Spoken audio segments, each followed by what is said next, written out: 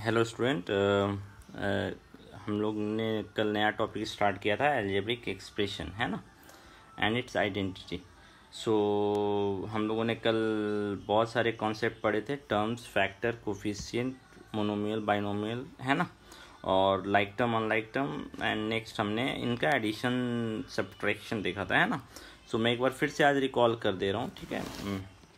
जैसे algebraic expression का definition तो मेरे ख्याल समझ में आ गया होगा। It is an expression, mathematical expression which consist of variable, constant and arithmetic operations, है ना। सो इसमें कोई डाउट नहीं है। अब जैसे एक अलजेब्रिक एक्सप्रेशन है, हम लोग जो अलजेब्रिक एक्सप्रेशन पढ़ेंगे वो टोटली पोलिनोमियल होगा। पोलिनोमियल मीन्स व्हाट, एक्स का जो पावर होगा, एक्सपोनेंट होगा, वो नेचुरल नंबर होगा, है ना। सो 3xy माइनस 5x² प्लस 5, है ना। सो इसमें टर्म हम लोगों ने आइडेंटिफाई करना सीखा था। टर्म मैंने क्या बोला था, एडिशन और सब्ट्रैक्शन से जो सेपरेटेड होता है वही टर्म में काउंट होगा। तो एडिशन और सब्ट्रैक्शन के बीच में एक टर्म, दो टर्म, तीन टर्म एंड चार term. So it has 4 terms. इसके पास कितने टर्म्स हैं? 4 टर्म्स हैं। अब फैक्टर्स, तो जैसे 2x² है तो आप इसको कितने प्रोडक्ट में लिख सकते हैं, 2x इंटू एक्स, तो ये इसके फैक्टर हो गए, है ना। इसी तरह -5x² एक टर्म है, माइनस के साथ आप टर्म को लेंगे, ठीक है। हमेशा ध्यान रखिएगा टर्म जो है वो उसके साइन के साथ इंक्लूड होगा। यहाँ +3xy यानी 3xy, ठीक है। सो इसका फैक्टराइजेशन क्या होगा, -5 x एंड x, ये इसका फैक्टर होगा, है ना। तो मेरे ख्याल से फैक्टर्स में कोई प्रॉब्लम नहीं है, टर्म्स में नहीं प्रॉब्लम है। नेक्स्ट हम लोगों ने देखा था कोफिशिएंट, है ना। कोफिशिएंट क्या होता है? कोफिशिएंट जनरली जब भी कोफिशिएंट की बात करेंगे तो कांस्टेंट जो उसके साथ नंबर है उसकी बात करेंगे हम, है ना।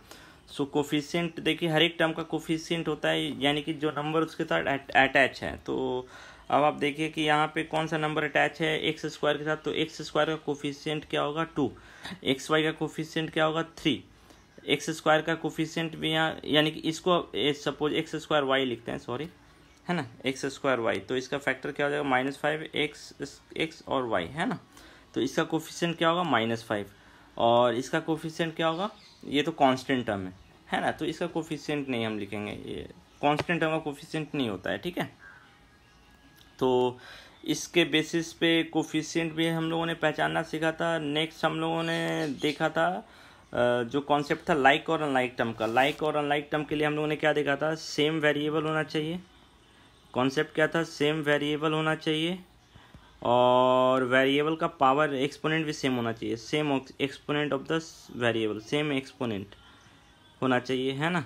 ये सारे टर्म को जो सेटिस्फाई करेगा वो लाइक टर्म है। अब जैसे देखिए 5xy, 3x² -7xy -2x² plus 3xy² 7y² -9x² 18xy², है ना। अब इसमें लाइक टर्म कौन कौन है, तो आप पहले एक टर्म को पिक कर लीजिए। एक टर्म को पिक कर लिए, मान लीजिए इसका लाइक टर्म हमको खोजना है, तो कांस्टेंट टर्म हम नहीं देखेंगे, इसका कोफिशिएंट नहीं, आपको देखना है एक्स और वाई किस में है।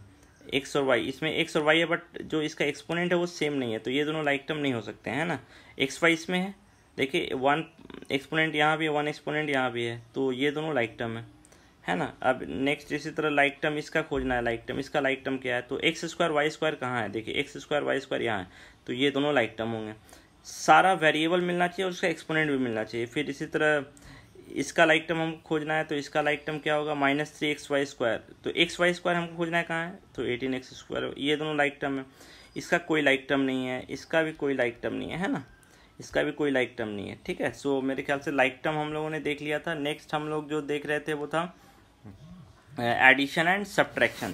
तो जैसे मान लीजिए आपको ऐड करने दे दिया 9a + 3ba -7a² plus 9ab plus 18a² plus 2ab -7a plus 15a² मान लीजिए, है ना। तो इसमें आपको लाइक टर्म खोजना होगा कि लाइक टर्म कौन कौन है, तो 9a, इसका लाइक टर्म कौन है, 7a, ए दोनों में ए बी कहाँ है, ये दोनों लाइक टर्म होगा, ये तीनों लाइक टर्म है, एक्चुअली इसके 3 लाइक टर्म है ना, ठीक है। 7a² 15a² ये और 18a², ये दोनों लाइक टर्म होगा, ये 3 लाइक टर्म होंगे। 7a का लाइक टर्म हो गया तो सारे के लाइक टर्म हो गए। तो अब जो लाइक टर्म है उनको एक जगह कलेक्ट कीजिए, -9a फिर -7a है ना, ये दोनों तो कंप्लीट हो गए।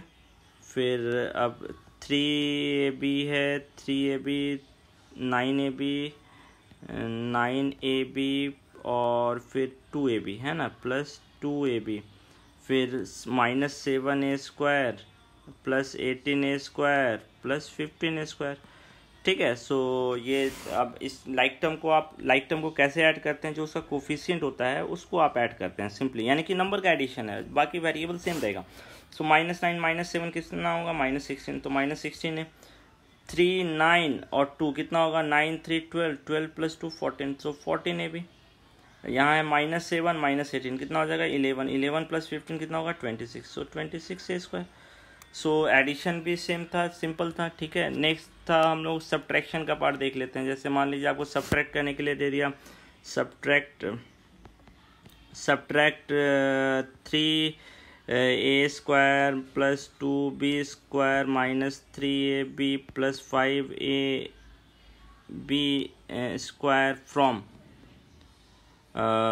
from 2a² - 3b² + 7ab + 3a²b है ना। तो आपको पता है कि इसका मतलब इसमें से हमको इसको सब्ट्रैक्ट करना है, यानी पहले ये लिखेंगे, और अगर याद रखना है तो फ्रॉम के बाद जो होता है वो पहले, और फ्रॉम के पहले जो होता है वो बाद में चला जाता है माइनस के, यानी कि पहले ये लिखेंगे।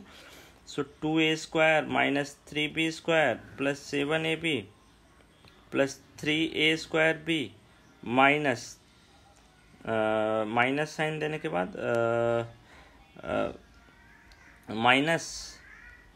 माइनस और इसके बाद हम दूसरा वाला टर्म लिखेंगे, -3a² + 2b² - 3ab + 5ab² है ना, 5ab², ठीक है। सो 2a² - 3b² + 7ab + 3a²b - 3a² - 2b² + 3ab - 5ab², ठीक है। सो अब जो सेम टर्म है उसको आप एक जगह कलेक्ट कर दीजिए, एक जगह अरेंज कर दीजिए।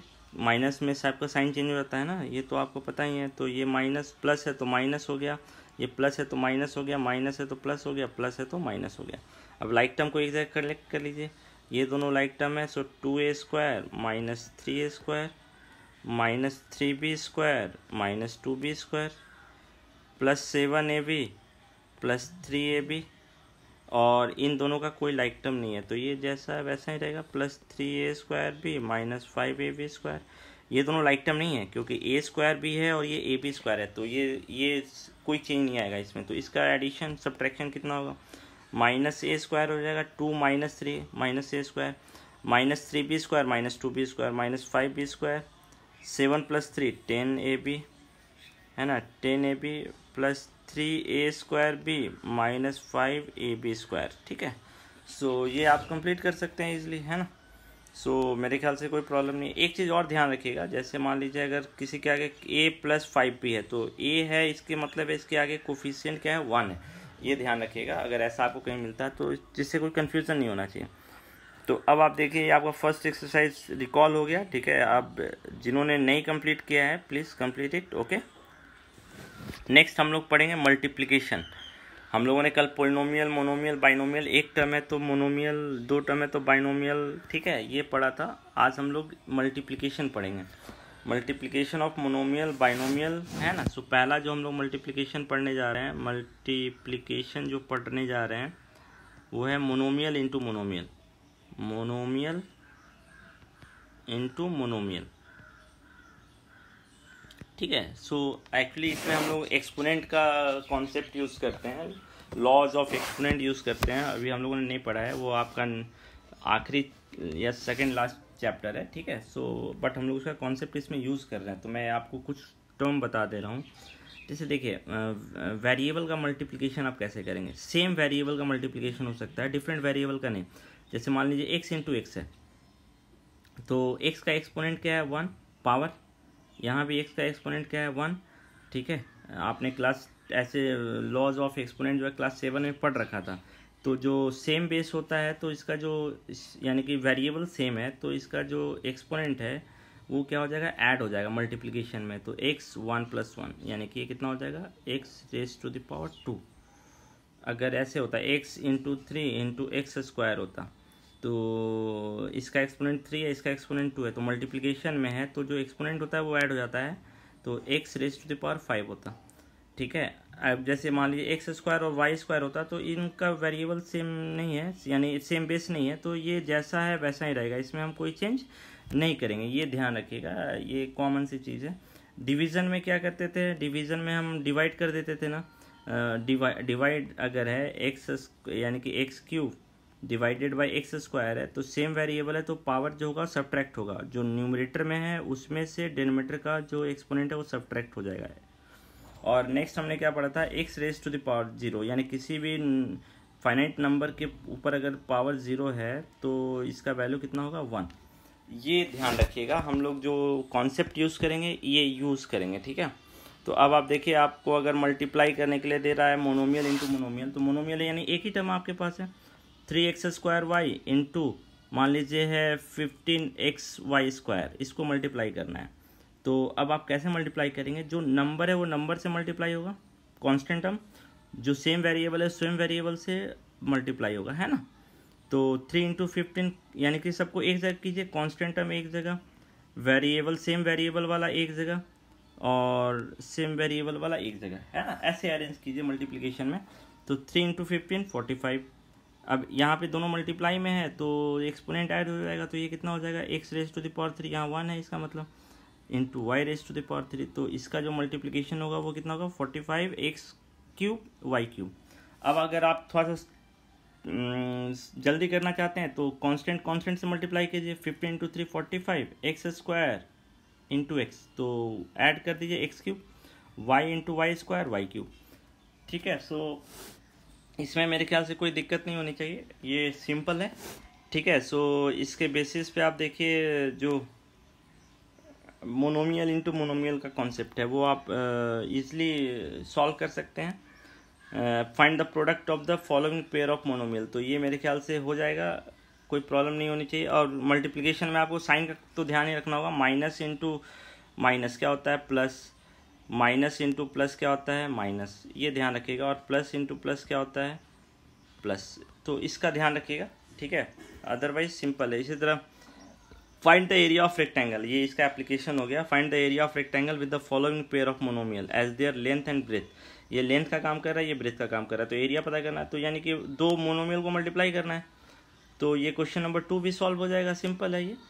क्वेश्चन नंबर 3 देखिए, क्वेश्चन नंबर 3 भी वैसा ही है। फर्स्ट ये पहला मोनोमियल है, ये दूसरा मोनोमियल है, यानी इसको मल्टीप्लाई करके यहाँ लिखना है, फिर इसको मल्टीप्लाई करके यहाँ लिखना है, फिर इसको मल्टीप्लाई करके यहाँ लिखना है ना। तो आप मेरे ख्याल से अगर जैसे मान लीजिए यहाँ पे आपको पता करना है कि किसको किसको मल्टीप्लाई करना है, तो इसके ऊपर देख लीजिए कौन है, ये है, और इसके इधर क्या है, ये है, तो इन दोनों को मल्टीप्लाई करके यहाँ पे लिखना है।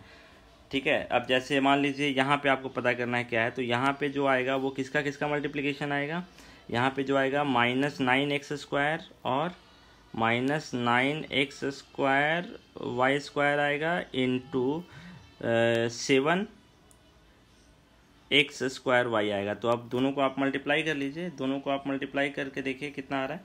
ये दोनों को अगर आप मल्टीप्लाई करेंगे तो आएगा, ये मल्टीप्लाई करेंगे तो -9 into 7 -63, x² into x² x⁻4 y² into y y³, तो ये आ जाएगा -63 x⁻4 y³, ये यहाँ पे आ जाएगा। ठीक है, सो मेरे ख्याल से अब इसके बेसिस पे आप क्वेश्चन नंबर 3 भी कर सकते हैं।